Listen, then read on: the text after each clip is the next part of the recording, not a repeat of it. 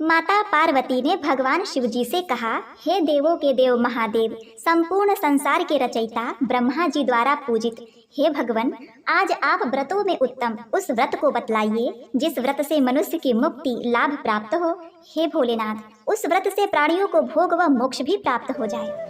माँ पार्वती की बातों को सुनकर शिवजी ने कहा, हे देवी, आज मैं आपको श्री कृष्ण जन्माष्टमी का पावन व्रत महात्म सुनाने जा रहा हूँ। जो कोई इस कथा को सुनता है वह आयु, कीर्ति, यश, लाभ, पुत्र व पौत्र को प्राप्त कर इस जन्म में सभी प्रकार के सुखों को भोग कर अंत में मोक्ष को प्राप्त करता है। अब भगवान भोलेनाथ जी माता पार्वती के पूछने पर श्री कृष्ण जन्माष्टमी व्रत कथा को सुनाने लगते हैं। उन्होंने कहा, हे देवी पार्वती, सभी व्रतों का राजा श्री कृष्ण जन्माष्टमी का व्रत है। यह व्रत भोग और मोक्ष प्रदान करने वाला है। श्री कृष्ण जन्माष्टमी को 4 महारात्रियों में से एक माना जाता है। इस दिन किया गया जप, ध्यान, पूजा पाठ और व्रत, उपवास, कीर्तन, जागरण सब वज्र की तरह अटल पुण्य प्रदान करने वाला होता है।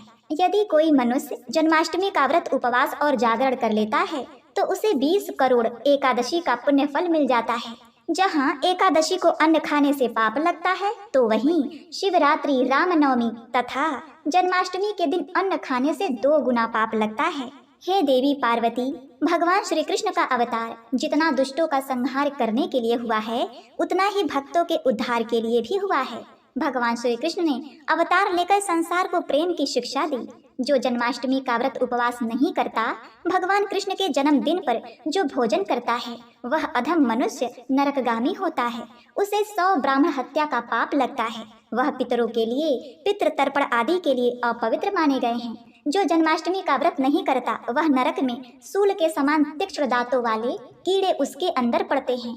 नित्य उसे काट काट कर खाते हैं। तत्पश्चात वह पापी वहां से निकलने पर यदि भारतवर्ष में जन्म ग्रहण करता है तो वह 60,000 करोड़ वर्षों तक पशुओं को पालने वाला होता है। तो इतनी दुर्गति जन्माष्टमी का व्रत न करने से होता है। यदि फिर भी कोई इस व्रत को किसी कारण से नहीं कर पाता तो वह 2 समय के भोजन के बराबर जन्माष्टमी के दिन धन का दान करता है तथा भगवान श्री कृष्ण के जन्म कथा का श्रवण करता है तो उसका दोष दूर हो जाता है। हे देवी पार्वती, यह मैंने श्री कृष्ण जन्माष्टमी का महात्म बताया। अब आप कथा सुनिए। त्रेता युग के अंत में भोजवंशी राजा उग्रसेन मथुरा में राज्य करते थे। उसके दुष्ट पुत्र कंस ने उसे गद्दी से उतार दिया और स्वयं मथुरा का राजा बन बैठा। उस दुष्ट व नीच कर्मी दुराचारी कंस की देवकी नाम की एक बहुत सुंदर बहन थी जिसका विवाह वसुदेव नामक यदुवंशी से हुआ था। एक समय की बात है, उस दुष्ट कंस ने एक ज्योतिषी से पूछा कि ब्राह्मणों में श्रेष्ठ ज्योतिर्विद मेरी मृत्यु किस प्रकार और किसके द्वारा होगी। ज्योतिषी बोले, हे दानवों में श्रेष्ठ कंस, वासुदेव की धर्मपत्नी देवकी जो वाकपट्टू है और आपकी बहन भी है, उसी के गर्भ से उत्पन्न उसका 8वां पुत्र जो कि शत्रुओं को भी पराजित कर इस संसार में कृष्ण के नाम से विख्यात होगा, वही एक समय सूर्योदय काल में आपका वध करेगा। ज्योतिषी की बात सुनकर कंस ने कहा, हे ज्योतिषविद, अब आप यह बताइए कि देवकी का 8वां पुत्र किस मास में किस दिन मेरा वध करेगा। ज्योतिषी बोले, हे महाराज, माघ मास के शुक्ल पक्ष की तिथि को 16 कलाओं से पूर्ण श्री कृष्ण से आपका युद्ध होगा। उसी युद्ध में वे आपका वध करेंगे। इसीलिए हे महाराज, आप अपनी रक्षा यत्न पूर्वक करें। आगे भोलेनाथ कहते हैं, हे देवी पार्वती, इस बात को कंस ने ज्यादा गंभीरता से नहीं लिया और एक समय कंस अपनी बहन देवकी को उसकी ससुराल पहुंचाने जा रहा था तो रास्ते में आकाशवाणी हुई, हे कंस, जिस देवकी को तू बड़े प्रेम से लेकर जा रहा है उसी में तेरा काल बसा है। उसी के गर्भ से उत्पन्न 8वां बालक तेरा वध करेगा। अब यह सुनकर कंस वासुदेव को मारने के लिए उद्धृत हुआ। तब देवकी ने उससे विनय पूर्वक कहा, हे भाई, मेरे गर्भ से जो संतान होगी उसे मैं तुम्हारे सामने ला दूंगी। बहनोई को मारने से क्या लाभ। अपनी बहन के बातों को सुनकर कंस रुक गया। अब उस दुराचारी कंस ने अपने एक द्वारपाल से कहा कि मेरी इस प्राणों से प्रिय बहन को महल में नजरबंद कर दो। द्वारपालों ने कहा, ऐसा ही होगा। कंस के ऐसा कहने के बाद दुखी मन से देवकी जल भरने के बहाने घड़ा लेकर तालाब पर गई। उस तालाब के किनारे एक घनघोर वृक्ष के नीचे बैठकर देवकी रोने लगी। उसी समय एक सुंदर स्त्री जिसका नाम यशोदा था, उसने आकर देवकी से प्रिय वाणी में कहा, हे कांते, इस प्रकार तुम क्यों विलाप कर रही हो? अपने रोने का कारण मुझसे बताओ। तब दुखी होकर देवकी ने यशोदा से कहा, हे बहन, नीच कर्मों में आसक्त दुराचारी मेरा ज्येष्ठ भ्राता कंस है। उस दुष्ट भ्राता ने मेरे कई पुत्रों का वध कर दिया। इस समय मेरे गर्भ में 8वां पुत्र है, वह इसका भी वध कर डालेगा। इस बात में किसी प्रकार का संशय या संदेह नहीं है, क्योंकि मेरे ज्येष्ठ भ्राता को यह भय है कि मेरे अष्टम पुत्र से उसकी मृत्यु अवश्य होगी। देवकी की बातें सुनकर यशोदा ने कहा, हे बहन, विलाप न करो, मैं भी गर्भवती हूँ। यदि मुझे कन्या हुई तो तुम अपने पुत्र के बदले उस कन्या को ले लेना। इस प्रकार तुम्हारा पुत्र कंस के हाथों मारा नहीं जाएगा। तदुपरांत कंस ने अपने द्वारपालों से पूछा कि देवकी कहाँ है? इस समय वह दिखाई नहीं दे रही। तब द्वारपाल ने कंस से नम्र बाणी में कहा, हे महाराज, आपकी बहन जल लेने तालाब पर गई हुई है। यह सुनते ही कंस क्रोधित हो उठा। उसने द्वारपालों को उसी स्थान पर जाने को कहा जहाँ वह गई हुई है। द्वारपाल की दृष्टि तालाब के पास देवकी पर पड़ी। तब उसने कहा, आप किस कारण से यहाँ आई हैं? उसकी बातें सुनकर देवकी ने कहा, मेरे गृह में जल नहीं था, जिसे लेने मैं जलाशय पर आई हूँ। इसके पश्चात देवकी अपने गृह की ओर चली गई। कंस ने पुनः द्वारपाल से कहा, अब तुम मेरी बहन और उसके पति को कारागार में डाल दो। अब कंस को इतना भय लगने लगा कि वह कारागार के भीतर दरवाजों में विशाल ताले बंद करवा दिया करता था और दरवाजों के बाहर दैत्य और राक्षसों को पहरेदारी के लिए नियुक्त कर दिया। कंस हर प्रकार से अपने प्राणों को बचाने के प्रयास कर रहा था। एक समय सिंह राशि के सूर्य में आकाश मंडल में जलाधारी मेघों ने अपना प्रभुत्व स्थापित किया। भादो मास के कृष्ण पक्ष की अष्टमी तिथि को घनघोर अर्धरात्रि थी। उस समय चंद्रमा भी वृषभ राशि में था। रोहिणी नक्षत्र बुधवार के दिन सौभाग्य से युक्त चंद्रमा के आधी रात में उदय होने पर ऐसे विजय नामक शुभ मुहूर्त में श्री कृष्ण जी का जन्म हुआ और श्री कृष्ण के प्रभाव से ही उसी क्षण बंदी गृह के दरवाजे स्वयं खुल गए। द्वार पर पहरा देने वाले पहरेदार राक्षस सभी मूर्छित हो गए। देवकी ने उसी क्षण अपने पति से कहा, हे स्वामी, आप निद्रा का त्याग करें और मेरे इस अष्टम पुत्र को गोकुल में ले जाइए। वहाँ इस पुत्र को नंद गोप की धर्म पत्नी यशोदा को दे दे। आगे भगवान भोलेनाथ माँ पार्वती से कहते हैं, हे देवी, उस समय यमुना जी पूर्ण रूप से बाढ़ग्रस्त थी, किंतु जब वासुदेव जी बालक कृष्ण को सूप में लेकर यमुना नदी को पार करने के लिए उतरे, उसी क्षण बालक के चरणों का स्पर्श होते ही यमुना जी अपने पूर्व स्थिर रूप में आ गई। किसी प्रकार वासुदेव गोकुल पहुँचे और नंद के गृह में प्रवेश कर उन्होंने अपना पुत्र तत्काल उन्हें दे दिया और उनके बदले में उनकी कन्या ले ली। वहां से वापस लौटकर कंस के बंदी गृह में जा पहुँचे। प्रातः काल जब सभी राक्षस पहरेदार निद्रा से जागे तो कंस ने द्वारपालों से पूछा कि अब देवकी के गर्भ से क्या हुआ, इस बात का पता लगाकर मुझे बताओ। द्वारपालों ने महाराज की आज्ञा को मानते हुए कारागार में जाकर देखा तो वहां देवकी की गोद में एक कन्या थी, जिसे देखकर द्वारपालों ने कंस को सूचित किया, किंतु कंस को तो उस कन्या से भय होने लगा। अतः वह स्वयं कारागार में गया और उसने देवकी की गोद से कन्या को झपट लिया और उसे एक पत्थर की चट्टान पर पटक दिया। किंतु वह कन्या विष्णु की माया से आकाश की ओर चली गई और अंतरिक्ष में जाकर विद्युत के रूप में परिणित हो गई। उसने कंस से कहा, हे दुष्ट, मुझे मारने वाला गोकुल में नंद के गृह में उत्पन्न हो चुका है और उसी से तेरी मृत्यु सुनिश्चित है। मेरा नाम तो वैष्णवी है, मैं संसार के कर्ता भगवान विष्णु की माया से उत्पन्न हुई हूँ। इतना कहकर वह स्वर्ग की ओर चली गई। उस आकाशवाणी को सुनकर कंस क्रोधित हो उठा। उसने नंद जी के गृह में पूतना राक्षसी को कृष्ण का वध करने के लिए भेजा, किंतु जब वह राक्षसी कृष्ण जी को स्तनपान कराने लगी तो कृष्ण ने उसके स्तन से उसके प्राणों को खींच लिया और वह राक्षसी कृष्ण कृष्ण कहते हुए मृत्यु को प्राप्त हुई। जब कंस को पूतना की मृत्यु का समाचार प्राप्त हुआ तो उसने कृष्ण का वध करने के लिए क्रमशः केशी नामक दैत्य को अश्व के रूप में और उसके पश्चात अरिष्ट नामक दैत्य को बैल के रूप में भेजा, किंतु ये दोनों भी कृष्ण जी के हाथों मृत्यु को प्राप्त हुए। उसके पश्चात कंस ने बालखायन नामक दैत्य को कौवे के रूप में भेजा, किंतु वह भी कृष्ण के हाथों मारा गया। अपने बलवान राक्षसों की मृत्यु के आघात से कंस अत्यधिक भयभीत हो गया। उसने द्वारपालों को आज्ञा दे दी कि नंद को तत्काल मेरे समक्ष उपस्थित करो। द्वारपाल नंद को लेकर जब उपस्थित हुए तो कंस ने नंद जी से कहा कि यदि तुम्हें अपने प्राणों को बचाना है तो परिजात के पुष्प ले आओ। यदि तुम ऐसा नहीं कर पाए तो तुम्हारा वध निश्चित है। कंस की बातों को सुनकर नंद ने ऐसा ही होगा कहा और अपने गृह की ओर चले गए।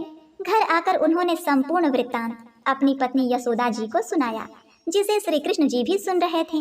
एक दिन श्री कृष्ण अपने मित्रों के साथ यमुना नदी के किनारे गेंद खेल रहे थे और अचानक स्वयं ने ही गेंद को यमुना में फेंक दिया। यमुना में गेंद फेंकने का मुख्य उद्देश्य यही था कि वे किसी प्रकार परिजात पुष्पों को ले आएं। अतः वे कदम के वृक्ष पर चढ़कर यमुना में कूद पड़े। कृष्ण जी के यमुना में कूदने का समाचार श्रीधर नामक गोपाल ने यशोदा को सुनाया। अब यह सुनकर यशोदा भागी हुई यमुना नदी के किनारे आ पहुंची और उन्होंने यमुना नदी से प्रार्थना करते हुए कहा, हे माँ यमुना, यदि मैं बालक को देखूंगी तो भाद्रपद माह की रोहिणी युक्त अष्टमी का व्रत अवश्य करूंगी, क्योंकि दया दान सज्जन प्राणी ब्राह्मण कुल में जन्म, रोहिणी युक्त अष्टमी, गंगा जल, एकादशी, गया श्राद्ध और रोहिणी व्रत ये सभी दुर्लभ हैं। हजारों अश्वमेघ यज्ञ, सहस्त्रों राजसूय यज्ञ, दान तीर्थ और व्रत करने से जो फल प्राप्त होता है वह सब श्री कृष्ण जन्माष्टमी को व्रत करने से प्राप्त हो जाता है। यह बात भगवान भोलेनाथ ने माँ पार्वती से कही तो माँ पार्वती ने कहा, हे भगवान, हे देवाधिदेव, यमुना नदी में कूदने के बाद उस बाल रूपी कृष्ण जी ने पाताल में जाकर क्या किया, यह संपूर्ण वृत्तांत भी बताइए। तब भोलेनाथ ने कहा, हे उमा, पाताल में उस बालक से नागराज की पत्नी ने कहा कि तुम यहाँ क्या करने आए हो और कहाँ से आए हो और यहाँ आने का क्या प्रयोजन है। नागपत्नी बोली, हे कृष्ण, क्या तूने धूत क्रीड़ा की है जिसमें अपना समस्त धन हार गया है?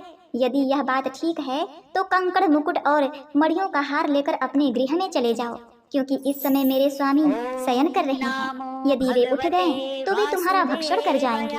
नागपत्नी की बातें सुनकर श्री कृष्ण जी ने कहा, हे कांते, मैं किस प्रयोजन से यहाँ आया हूँ यह वृत्तांत मैं तुम्हें बताता हूँ। समझ लो, मैं कालिया नाग के मस्तक को कंस के साथ जुए में हार चुका हूँ और यही लेने यहाँ आया हूँ।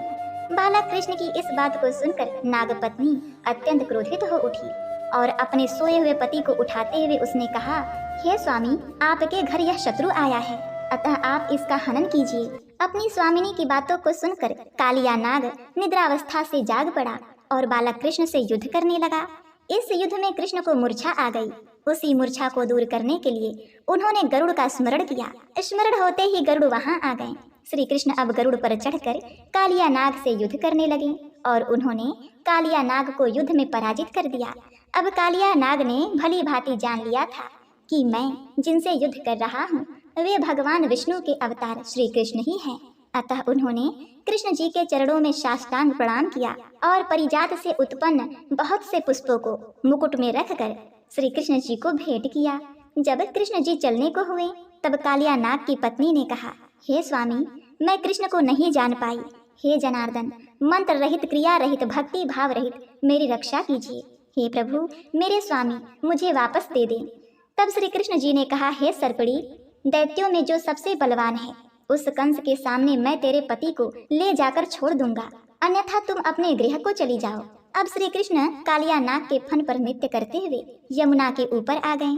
अब कालिया नाग उस यमुना नदी को छोड़कर चला गया। इधर कंस भी विस्मित हो गया तथा कृष्ण प्रसन्नचित्त हो गोकुल को लौट आए। उनके गोकुल जाने पर उनकी माता यशोदा ने विभिन्न प्रकार के उत्सव किए। तब आगे माता पार्वती ने भोलेनाथ से पूछा, हे प्रभु, संसार के प्राणी बालक कृष्ण के आने पर अत्यधिक आनंदित हुए। आखिर कृष्ण ने क्या क्या चरित्र किया वह भी आप मुझे बताने की कृपा करें। तो भगवान शिव जी ने कहा, हे देवी, मन को हरने वाला मथुरा नगर यमुना नदी के दक्षिण भाग में स्थित है। वहाँ कंस का महाबलशाली भाई चारुड़ रहता था। उस चारुड़ से कृष्ण के मल्ल युद्ध की घोषणा की गई। हे देवी, कृष्ण एवं चारुड़ का मल्ल युद्ध अत्यंत आश्चर्यजनक था। चारुड़ की अपेक्षा कृष्ण बाल रूप में थे। भेरी, शंख और मृदंग के शब्दों के साथ कंस और केशी इस युद्ध को मथुरा की जनसभा के मध्य में देख रहे थे। श्री कृष्ण जी ने अपने पैरों को चारुड़ के गले में फंसाकर उसका वध कर दिया। चारुड़ की मृत्यु के पश्चात उनका मल्ल युद्ध केशी के साथ हुआ। अंत में केशी भी युद्ध में कृष्ण के द्वारा मारा गया। केशी के मरने के बाद मल्ल युद्ध देख रहे सभी प्राणी कृष्ण की जय जयकार करने लगे। बालक श्री कृष्ण द्वारा चारुड़ और केशी का वध होना कंस के लिए अत्यंत हृदय विदारक था। अतः उसने सैनिकों को बुलाकर उन्हें आज्ञा दी कि तुम सभी अस्त्र शस्त्रों से सुसज्जित होकर कृष्ण से युद्ध करो। हे देवी पार्वती, उसी क्षण कृष्ण ने गरुड़, बलराम तथा सुदर्शन चक्र का ध्यान किया, जिसके परिणाम स्वरूप बलदेव जी सुदर्शन चक्र लेकर गरुड़ पर आरूढ़ होकर आए। उन्हें आता देखकर बालक कृष्ण ने सुदर्शन चक्र को उनसे लेकर स्वयं गरुड़ की पीठ पर बैठकर न जाने कितने ही राक्षसों और दैत्यों का वध कर दिया। कितनों के शरीर अंग भंग कर दिए। इस युद्ध में श्री कृष्ण और बलदेव ने असंख्य दैत्यों का वध किया। बलराम जी ने अपने आयुध शस्त्र हल से और कृष्ण जी ने सुदर्शन चक्र से माघ मास के शुक्ल पक्ष की सप्तमी को विशाल दैत्यों के समूह का सर्वनाश किया। जब अंत में केवल दुराचारी कंस ही बच गया तो श्री कृष्ण जी ने कहा, हे दुष्ट अधर्मी दुराचारी, अब मैं इस महायुद्ध स्थल पर तुमसे युद्ध कर तथा तेरा वध कर इस संसार को तुझसे मुक्त कराऊंगा। यह कहते हुए श्री कृष्ण जी ने उसके केसों को पकड़ लिया और कंस को घुमाकर पृथ्वी पर पटक दिया, जिससे वह मृत्यु को प्राप्त हुआ। कंस के मरने पर देवताओं ने शंख घोष और पुष्पों की वर्षा की। वहां उपस्थित समुदाय श्री कृष्ण की जय जयकार कर रहा था। कंस की मृत्यु पर नंद देव की वसुदेव, यशोदा और इस संसार के सभी प्राणियों ने हर्ष पर्व मनाया। इस प्रकार भगवान श्री विष्णु जी ने भादो मास के कृष्ण पक्ष की अष्टमी के दिन श्री कृष्ण अवतार धारण करके भादो मास के शुक्ल पक्ष की सप्तमी के दिन कंस का वध किया और अपने सभी भक्तजनों को भगवान ने तार दिया और उनके दुखों को दूर किया। भगवान भोलेनाथ के मुख से इतनी सुंदर कथा को सुनकर उन्होंने कहा, हे देव, आपके मुख से यह अमृत रूपी वाणी, यह कथा को सुनकर मैं कृतार्थ हो गई। हे नाथ, आपकी मुझ पर बड़ी कृपा है, तो प्रेम से बोलिए, हाथी घोड़ा पाल की जय, कन्हैया लाल की। ओम नमो भगवते वासुदेवाय।